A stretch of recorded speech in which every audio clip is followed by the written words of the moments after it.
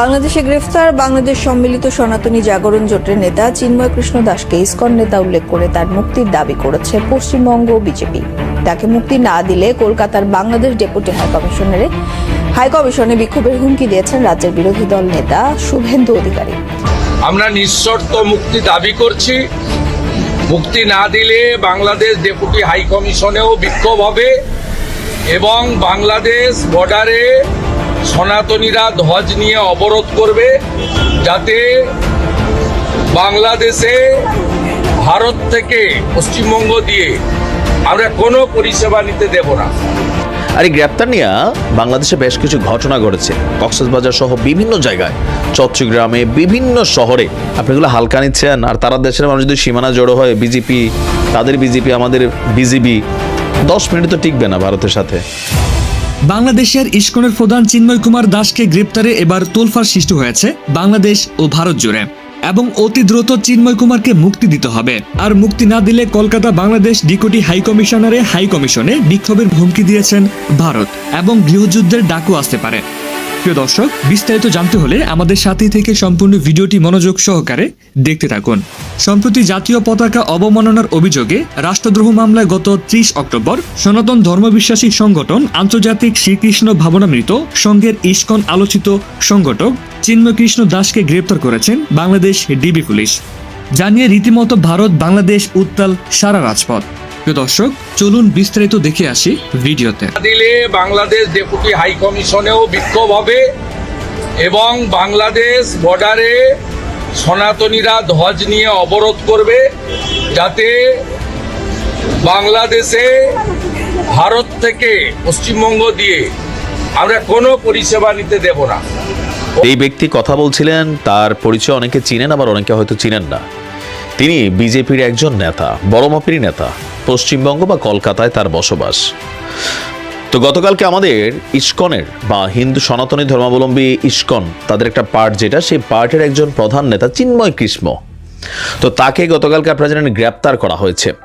আর এই গ্রেপ্তার নিয়ে বাংলাদেশে বেশ কিছু ঘটনা ঘটেছে, আজকে রাত্রেবেলাও ঘটছে কক্সবাজার সহ বিভিন্ন জায়গায়, চট্টগ্রামে, বিভিন্ন শহরে।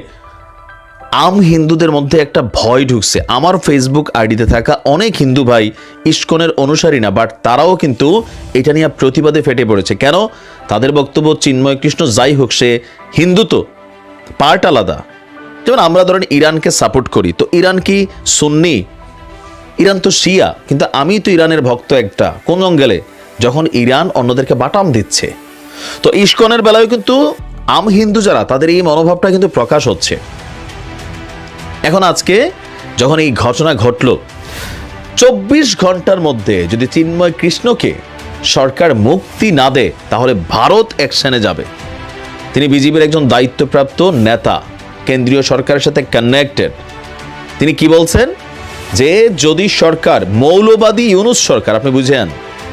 এখন ইউনুস সরকারকে কেন মৌলবাদী বলা হলো? ইউনুস সাহেব জীবনে হজ করছে কিনা আমার জানা নাই, দাড়ি নাই, 5 ওয়াক্ত নামাজ পড়ে কিনা আই ডোন্ট নো, রোজা রাখে কিনা তাও জানি না। আবার ওনার যে ব্যবসা, ধর্মীয় দৃষ্টিকোণ থেকে এটা নিয়ে সাংঘর্ষিক অবস্থান আছে না? কিন্তু তারপরে ডক্টর ইউনুসকে এখন মৌলবাদী বলতেছে ভারত। কেন বললো? এইটার মেইন কারণ হচ্ছে বাংলাদেশে গেল কয়েকদিন যাবৎ অনেক ঘটনা ঘটতেছে, সেইগুলোর মধ্যে একটা আওয়াজ ওঠে কি, নারায়ে তাকবীর, আল্লাহু আকবার। যখন আপনি এই স্লোগানটা ব্যবহার করছেন, তবে আমি ডক্টর পিনাকি দাদাকে একটা পরামর্শ দিতে চাই।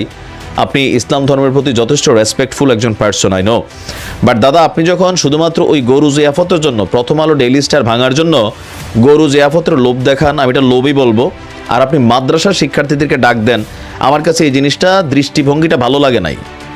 কেন ভালো লাগে নাই?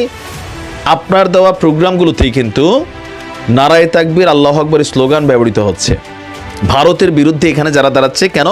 যে প্রথম আলো ডেইলি স্টার ভারতের সাপোর্টার, তাই না? এটার প্রতিবাদের জন্য ফাইন, সব ঠিক আছে, কিন্তু যখন দাড়ি টুপিওয়ালা কোনো ব্যক্তি ভারত বিরোধী একটা বক্তব্য দেয়, স্বাভাবিকভাবে ভারত কিন্তু বিষয়টাকে কাউন্ট করবে। আপনি একজন জ্ঞানী মানুষ, এটা আপনার বোঝা উচিত ছিল।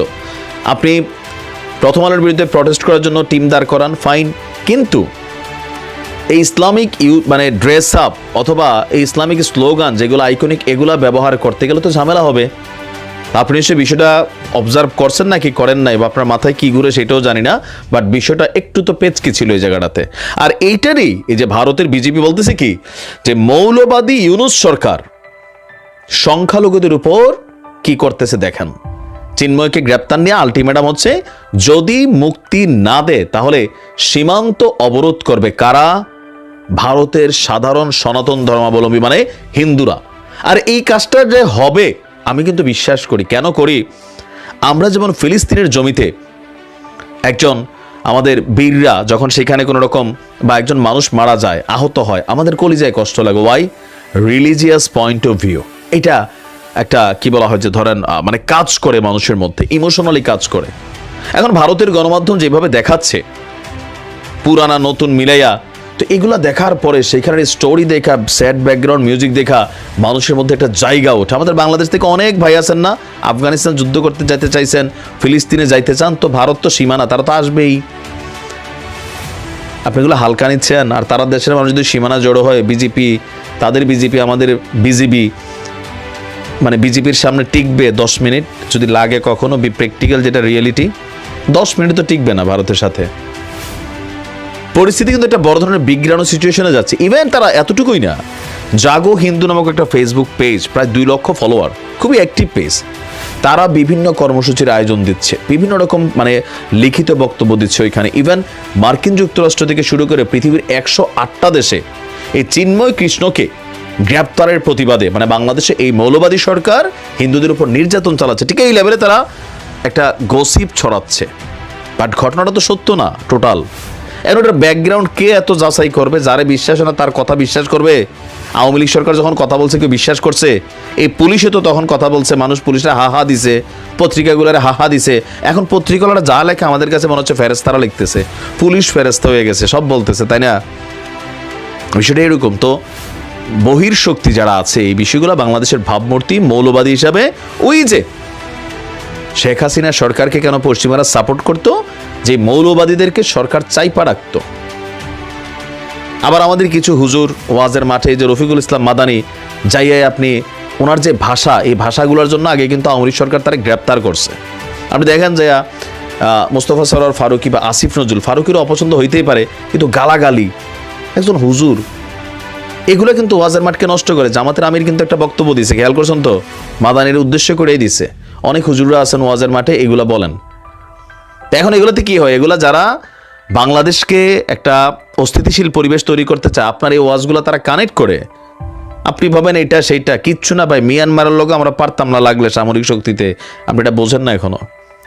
তবে সরকারের উচিত এই বিজেপি নেতার এই বক্তব্যকে রাষ্ট্রীয়ভাবে কাউন্টার করা। পররাষ্ট্র মন্ত্রণালয়ের উচিত যে এই বিষয়টাকে শক্তভাবে ভারতকে জবাব দেওয়া, যে আমার দেশের সংখ্যালঘু ইস্যুতে আমরা বুঝবো, তোমরাও তো ভারতে কত কিছু করো, আমরা কি সীমান্ত অবরোধ করতে গেছি? তুমি কেন আমার দেশ নিয়ে তোমার সীমান্তে মানুষ জড়ো করবা? এগুলা বলার মতন সৎসাহস বা সাহসটা কতটুকু আছে আমি জানি না, বাট স্ট্রিক্টলি বলা দরকার। অন্তত এই ইস্যুটাতে ভারত একটা গেম খেলতেছে, আর অবশ্যই আওয়ামী লীগও সেই গেমের পার্ট। বরাবরই বাংলাদেশের হিন্দুদের মধ্যে একটা মানে 80% হিন্দু আমি যদি ধরি, তারা এটা বিশ্বাস করে যে আওয়ামী লীগ ক্ষমতা থাকলে হিন্দুরা নিরাপদ, আর ভারত তো এটা করেই। ভারতের আপনি দেখেন ম্যাক্সিমাম হিন্দু যারা, তারা মনে করে যে শেখ হাসিনা থাকা মানে ভারতীয় হিন্দুরা নিরাপদে থাকা। আমরা যেমন মনে করি ইরানের গদিতে প্রেসিডেন্ট হিসাবে ইব্রাহিম রাইসি বা আয়াতুল্লাহ খামেনি, তারা যখন থাকতেছে লেবানন নিশ্চিত, তারপর হচ্ছে আপনার ফিলি নিরাপদ, ইরান নিরাপদ, এরকম সামহাও আমাদের যেই মেটিকুলাস চিন্তাভাবনা কাজ করে, সেমলি ভারতের হিন্দুদের মধ্যে এটা কিন্তু স্প্রিড হয়ে গেছে। তবে এই স্পিডটা তো সত্য না। আওয়ামী লীগের সময়ও হিন্দুরা অনেক নির্যাতিত হয়েছে, এটাও তো হয়েছে, হয় নাই? সম্পদ হারাইছে, লুটপাট হয়েছে, এটা বাংলাদেশের পলিটিক্যাল দলগুলা করে, বাট সামহাও আওয়ামী লীগ এটা এস্টাবলিশ করে ফেলছে। এমনকি চিন্ময় দাসের ইস্যুতেও আওয়ামী লীগ একটা তাদের অবস্থান প্রকাশ করে যাচ্ছে একের পর এক। তো এটা সরকারের উচিত বিষয়টাকে খুবই সিরিয়াসলি নেওয়া, আর অথবা যারা কথায় কথায় ভারতের সাথে যুদ্ধ করার মতন ইচ্ছা প্রকাশ করছেন, পোষণ করছেন, তৈরি থাকেন। সরকার ডাক দিলে যদি বিজেপি কখনো ওরকম পরিস্থিতি তৈরি হয় না পারে, তো আপনারা সামনের কাতারে চলে যাবেন, যারা মনে করেন যে না লড়াই করব ভারতের সাথে। বাট সব কিছু মিলিয়ে খুবই খারাপ অবস্থা। আমার কাছে মনে হচ্ছে যে আসলে এটা খুব শীঘ্রই একটা সলিউশন দরকার সব কিছুতে। চিন্ময় প্রভু, এই লোকটিকে দুদিন আগেও চিনতাম না। এখন শুধু আমি না, পুরো বাংলাদেশ তো বটেই, বিশ্বের অনেক দেশ চিন্ময় প্রভুকে চেনা শুরু করেছে। আমি তার বেশ কয়েকটি ভাষণ শুনলাম, আলোচনা শুনেছি, তবে তার কোনো আলোচনাতে এমন কিছু শুনিনি যাতে মনে হয়েছে সে রাষ্ট্রদ্রোহী। অনেক ঘাটাঘাটি পরে জানতে পারলাম যে পতাকা সংক্রান্ত একটি ঝামেলা ছিল, যে সে পতাকা যেখানে লাগিয়েছিল মনে হচ্ছে যেন পতাকাটা একটু বাংলাদেশের